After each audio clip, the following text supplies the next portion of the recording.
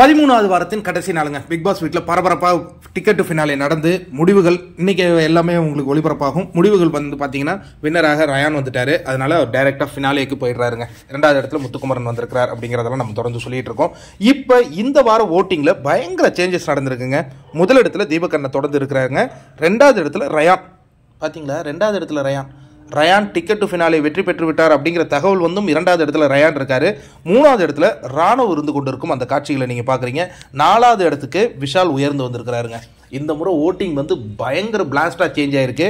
அதற்கு தொடர்ந்து ஜாக்குலின், அருண், கடைசி 2 இடங்களில் வந்து பவித்ரா, மஞ்சரி. ஜாக்குலினுடைய இந்த கீழே இறங்கினதுக்கு ஒரே காரணம் என்ன தெரியுமா?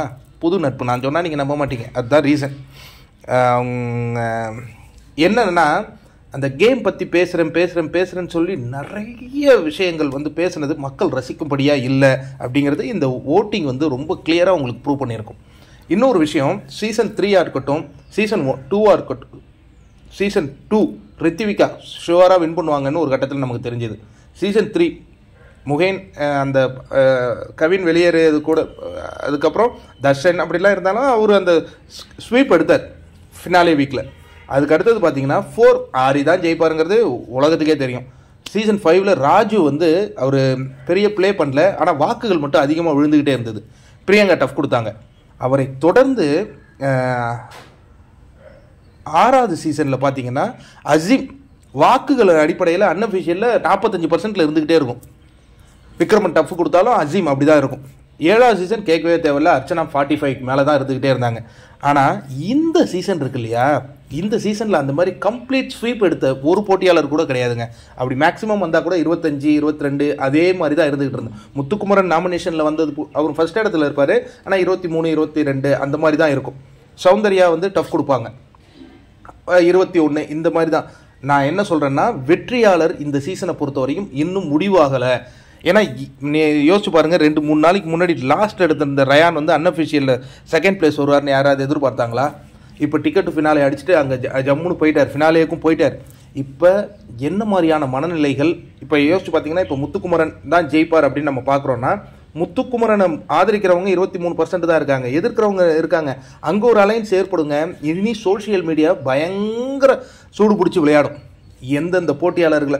ஏன்னா அவரை ஜெயிக்க வைக்கணும்னு ஒரு குரூப் ஒர்க் பண்ணும்பொழுது அவரை தோக்கடிக்கணும்னு இன்னொரு குரூப் வந்து ஒர்க் பண்ணும். இந்த மாதிரி பல விஷயங்கள் இருக்குது. இந்த சீசனை பொறுத்தவரையும் வெற்றியாளர் சர்ப்ரைஸ் ஃபேக்டராக ராணுவ முன்னேறி வந்துக்கிட்டே இருக்கார். வாக்குகளின் அடிப்படையில் அவரை குறைக்கவே முடியல. அவர் கேமில் இருக்கார், அவர் கேமே ஆடலைன்னா கூட அவருக்காக வாக்களிக்கிறதுக்கு இது போட்டுக்கிட்டே இருக்காங்க இல்லையா. அப்போ இது ஏதோ ஒரு சர்ப்ரைஸ் ஃபேக்டர் இருந்துகிட்டு இருக்கு அப்படிங்கிறது. இதுவரையும் ஜாக்லின் நம்பர் 1ல் அவங்க நாமினேஷனில் முத்து, சௌந்தர்யா இல்லைனா அவங்க தான் நம்பர் 1ல் இருப்பாங்க. அவங்க இன்னைக்கு இந்த முறை கீழே இறங்கியிருக்கிற அந்த காட்சிகளையும் நம்ம பார்க்குறோம். பயங்கர இன்ட்ரெஸ்டிங்கான கட்டத்தை நோக்கி பிக் பாஸ் சீசன் 8 வந்திருக்கு. இது ஒரு பார்க்குறதுக்கு நல்ல செமையான ஒரு இன்ட்ரெஸ்டிங் கேமாக இருக்குது. ஏன்னா ஒருவர் தான் வெற்றியாளர்னு தெரிந்து அந்த கேமை பார்க்குறத விட யார் வேணாலும் இதில் அடிச்சிடுவாங்க அப்படிங்கும்போது நமக்கு பயங்கர க்யூரியாசிட்டியாக இருக்குது. சரி, இந்த வாரம் எவிக்ட் ஆக போகிறது டபுள் எவிக்ஷன் அப்படின்னா மஞ்சரி அண்ட் பவித்ரா தாங்க.